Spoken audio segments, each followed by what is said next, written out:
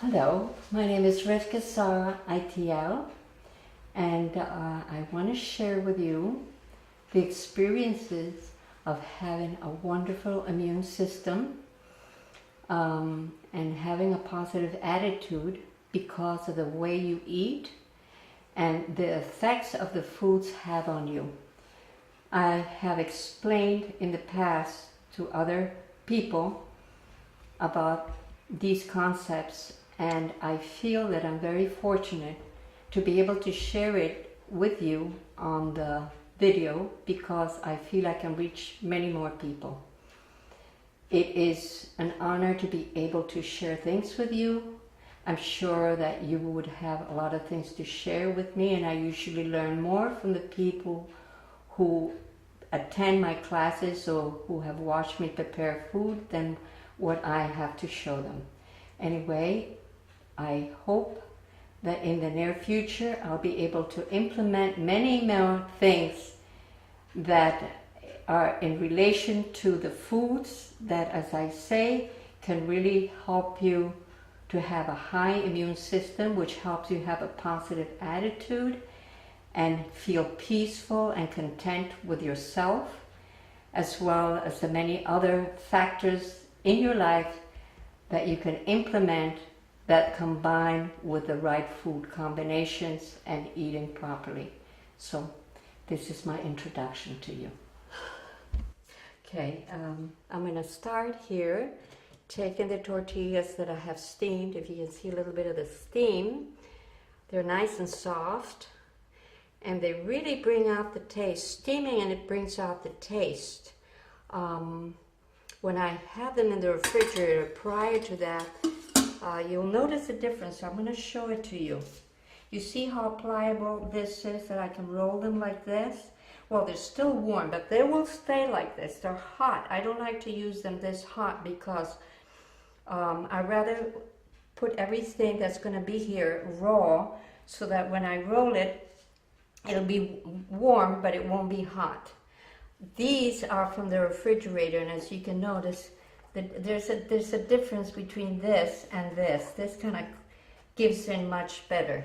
Anyway, so let me start and give you an example. I'm going to do with two.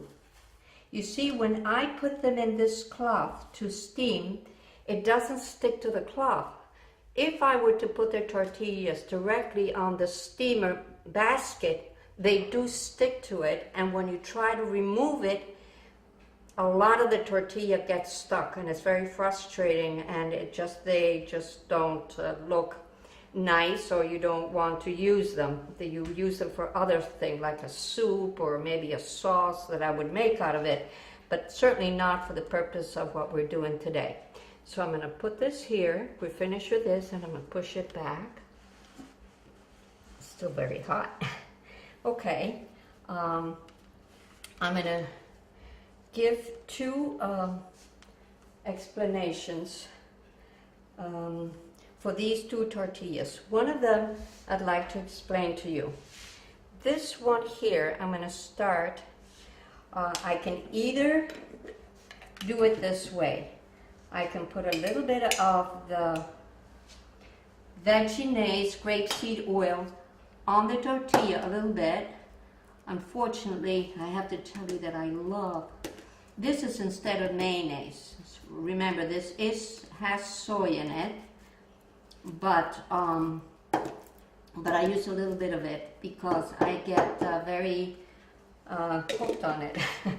I really like the taste, so I have to be very careful because then otherwise I don't have a very good digestion if I have too much of it. This then I put in a piece of lettuce, which usually I would have washed and checked for bugs, and I put it here. And then I can either put a little bit more just to of this, or if I have a pate of anything else that I may have made, I will use the pate as long as I stick to the food combination, which I'm very, very careful with. I won't go wrong in having, you know, a good digestion and having energy. That is my main goal. That anything that I make here, that I'm showing you and sharing with you, is to be able to have a good digestion. Now, this is made out of, I'm going to show you the container. This has,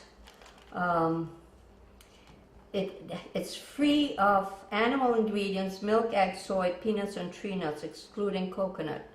But it is lactose, casein, and lactose-free, soy, gluten, and other common allergens. It is delicious, and it really is very, very nice.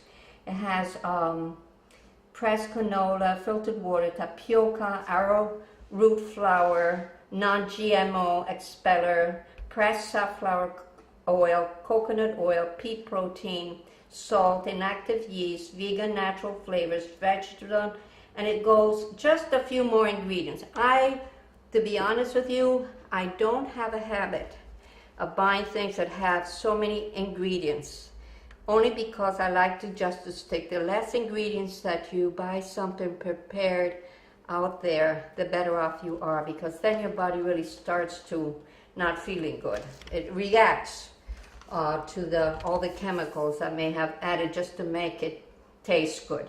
But this is very satisfying. I like this. I'm going to put a little bit of the sprouted mung beans, sprouted lentils, different kind of lentils, and they're very, very high in protein. And I like to have things that really give me a high immune system. This for me is very, very important. I have a little bit of the cut onions. Now I have to tell you, I particularly use organic vegetables. If you're not into organics, at least have one or two items that they are organic, because it does make a difference. You can work yourself up, and believe me, you'll notice a big difference in it, because anything that has chemicals really does a job on your immune system. What you want to have is a positive attitude. When you have a positive attitude, the food does help you have a positive attitude. That's why I'd like to share this. That's why I wanted to do this, these videos, because I see that food doesn't have a lot to do with the way you think. And I choose the foods that really will give me the most high immune system. And not only that, but easy to digest. Now, anytime that I'm going to cut anything, be it tomato or peppers, I use a serrated knife.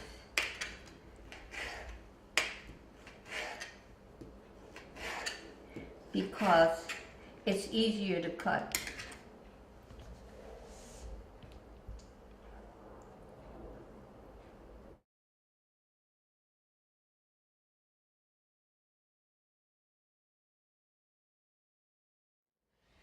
For salt, sometimes, well, the tomatoes usually are quite salty, so they do have salt. But I do like to indulge a little bit in the liquid aminos, which is called Bragg's amino acids. And I mix this this little bottle. I put only half of the 3/4 of the amino acid of the Bragg's, and the rest is water because it's too strong. And I spray a little bit of it, or I'll use the Umi plum vinegar. Now I would like to mention to you that I don't want to impose on you, for it should be very overwhelming for you. If you just want to use something that is salt, I highly recommend that you get the Himalayan salt. Don't have it right here, I do have it in the kitchen. A teensy weensy bit goes a very long way. All you need is a little bit. Why? Because it doesn't have any chemicals. It doesn't have what they call the free flowing agents, which are terrible for your body. The more salt you use, which the usual salt that they sell in the stores, the more you have to use because they put a lot of chemicals in it and very little salt. So they have the anti-caking agents, which is terrible for your health. But the Himalayan salt is sweet, and you only need a little bit of it. And it brings out the taste in the food beautifully. If you have a problem with salt, then just stick to the things that are naturally salty. Tomato is salty. This celery is very salty by itself. So you could use this instead of salt if you have a problem with salt. You have to choose, and I'll be teaching you along the way as I do other videos, which ones are better for you. If you have, for example, if you have cholesterol, high cholesterol, which foods you can combine together, which are natural foods, vegetables. If you have diabetes, which foods will stabilize it. And all you can do is try it. All I ask you, do not take my word for it. I've been on this diet, well, introducing, of course, some more, more new products that have come out, like, for example, the moringa powder, which I think is excellent, and also the wheatgrass powder, which I mix and I make a little paste. But other than that, I have been in, I've been into health now for about 27 years.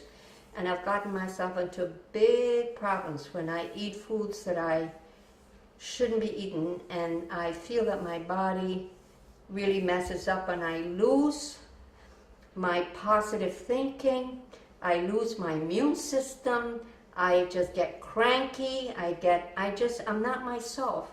But when I eat healthy foods, I just feel so invigorated, so focused, and that's what I'd like for you to be able to experience. But don't take my word for it. You're going to have to experience it and tell me whether it is true or not. But the vegetables are very good for you, and all you have to learn is to learn how to combine your foods properly.